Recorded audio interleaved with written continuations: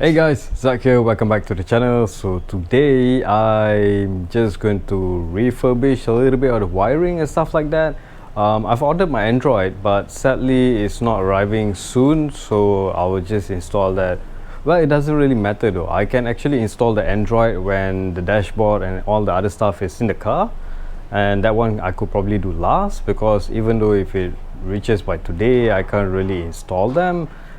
But it would be good to know when I get the Android, I could see what can be done and what to be used. Certain stuff like if I were to pull the wiring for the reverse camera and stuff like that. I think I'm going to pull the wiring for the reverse camera, but I don't have extra. It doesn't really use a normal wire. It uses a video line, and only the power the power for the reverse camera is just a normal wire though. But you need an output RCA cable wire for the reverse camera, which I don't have. So yeah, I'm gonna show you guys. So yeah, I did my little temporary lah. I don't really want to put awning because I really like to have it heat and sun to dry stuff and stuff. You know, like if you can see, I have like also where I hang my clothes and stuff like that, so I don't really want to do an awning here. And as you can see, a lot of them don't really do awning as well. So yeah, I've velcro up some I didn't velcro, Tessa tape certain part of the wirings and stuff like that. Certain wirings that I realized that I won't really require to mess with it anymore, even though if I would do the RB25 transplant. Yeah, I've already Tessa taped them, I've cable tied them, I've mounted them as neat as I can. That wiring there, those wiring are actually the joint connections from the RB and also the R32 dash. You can see that part there, if you look closely, that part there.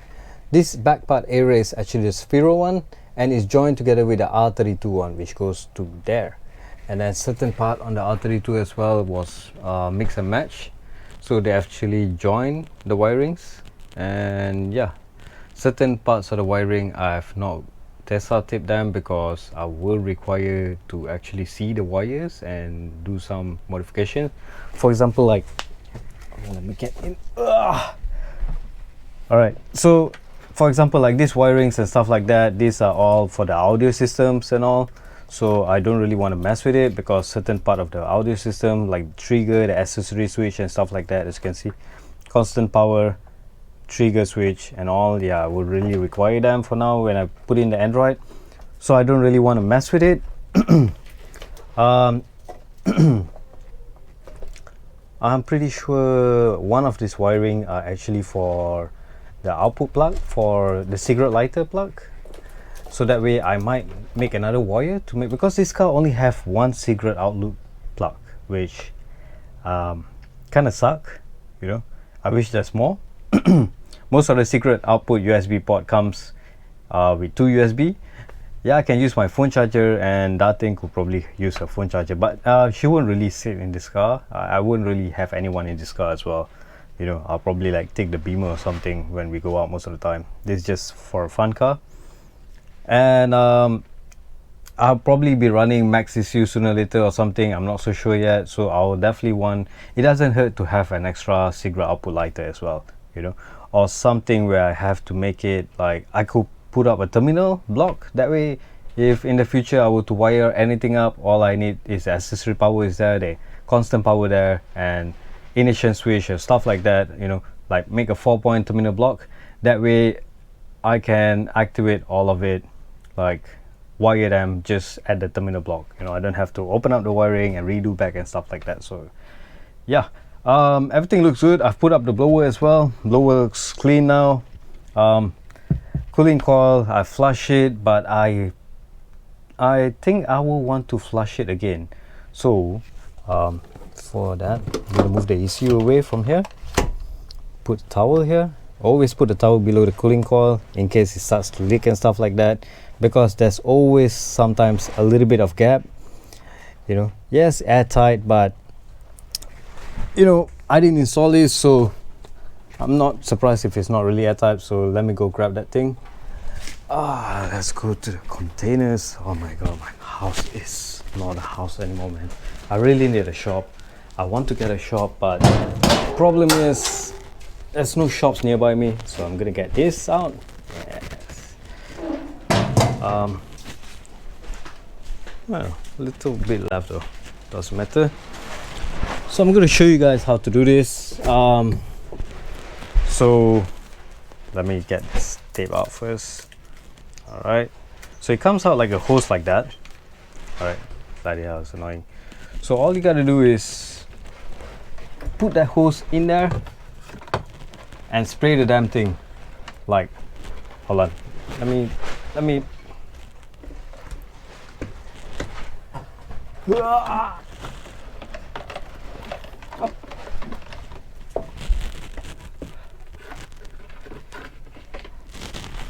okay, that's as far as I can get. I think that's to another different hole, so yeah. All right, so I'm just gonna spray it. There you go. That is how it's pushing. So basically it's gonna sand, and I'm not so sure if you guys can see, but yeah, you can see the foam there, right? So it's gonna put up all to the cooling coil. It's gonna put up here.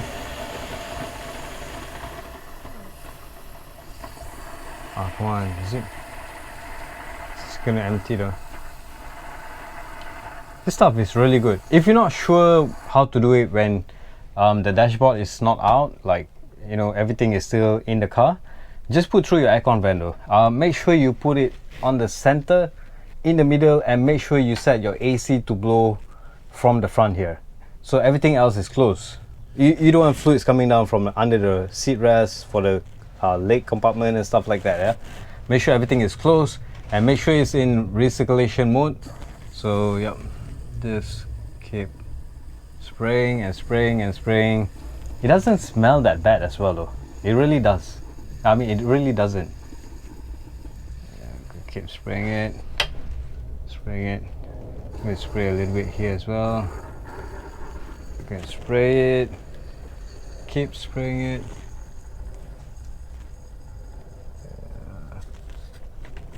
Okay, I think that's about enough. There you go. Put the can outside. And now just let it work its magic.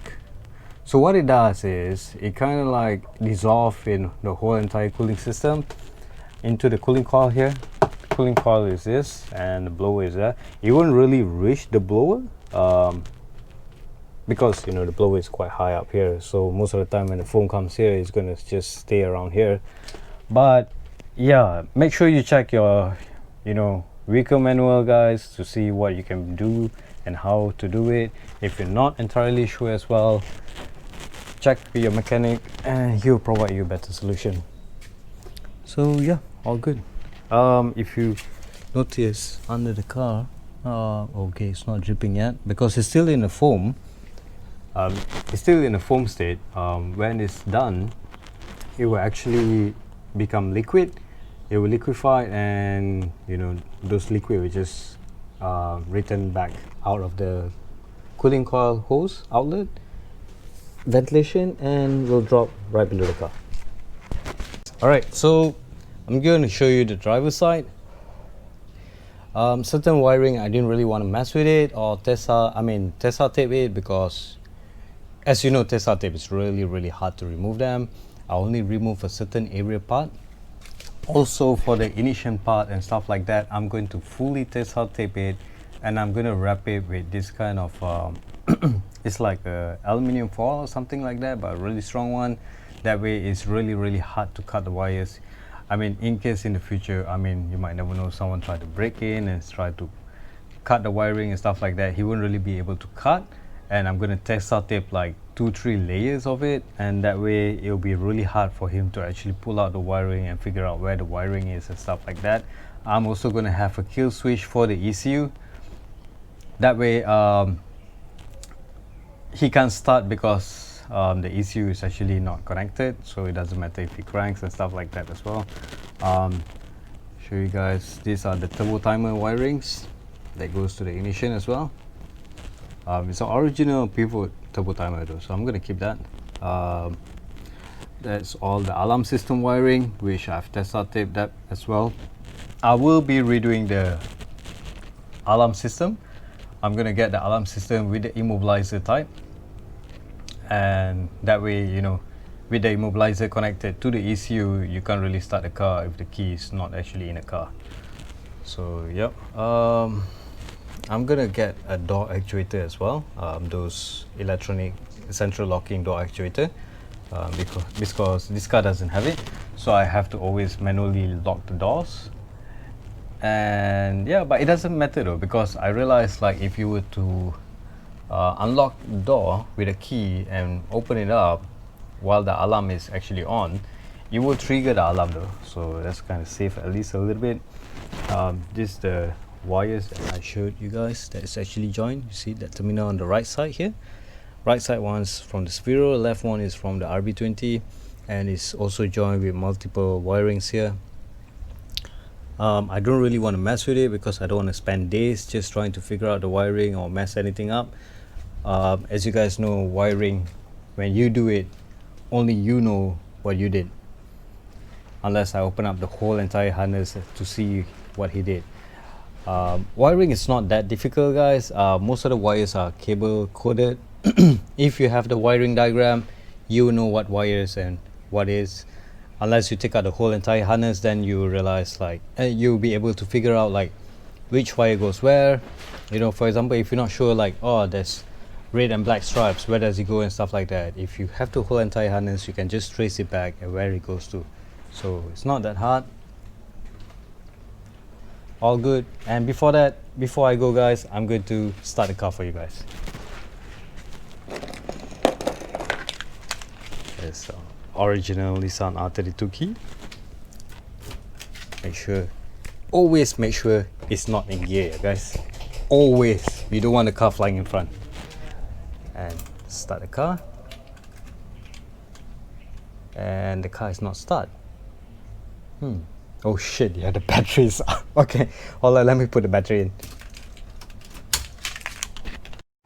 Alright guys, battery is finally in. Sorry about that. It's really hard to do in one hand while holding the camera, so sorry.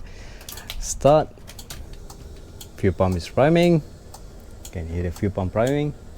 Can you even hear the fuel regulator? The fuel pump is really strong though. Is it gonna, oh, make sure gear, always make sure the gear is standing.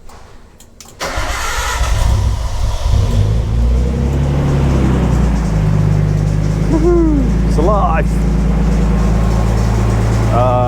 That's knocking signal. That knocking sound is actually, I have no idea what the knocking sound is, to be honest. It's just a bunch of pulley. Actually, the pulley is problematic. Yeah, ada lepas tu. Shit, there's a bee. Shoo. Alright, so gonna let the car warm up. Gonna give you guys the sound of the exhaust. Sounds really good though. Sounds really good.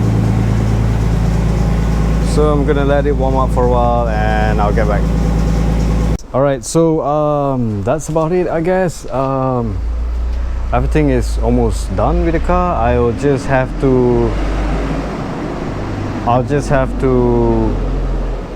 tidy up a little bit and stuff like that, and I'll definitely put up the dashboard and the carpet today, because as you can see, the carpet has been hanging on my car for like, I don't know how long though, almost a week, I guess. Yeah, almost a week. So I'm just going to touch up, put everything back up, clean it up, and put the dashboard on. That'll be on the next video, guys. So I'll see you guys then. Thank you so much for watching always, guys. I really do appreciate it, and I'll see you guys in the next video. Ciao, guys.